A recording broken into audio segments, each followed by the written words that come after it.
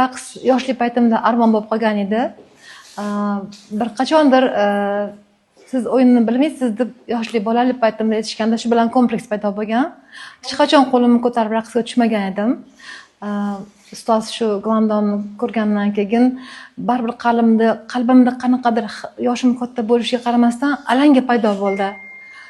Kechqurunlari Instagramda ularning raqslarini ko'rib tomosha qiladigan bo'ldim. O'zimcha qanaqadir raqsga tushadigan bo'ldim.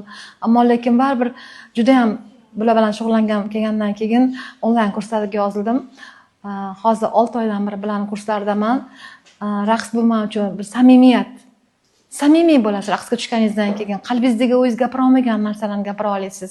Raqs orqali ko'rsata olasiz. Qanaqadir bir xursand bo'lasiz. Negativlar yo'qoladi. Har doim faqat pozitiv, yaxshi narsalarni ko'ra boshlaysiz. Hamma narsaga faqatgina yaxshi ko'z bilan qaray boshlaysiz-da. Hamma narsani yaxshi tomonini ko'rasiz.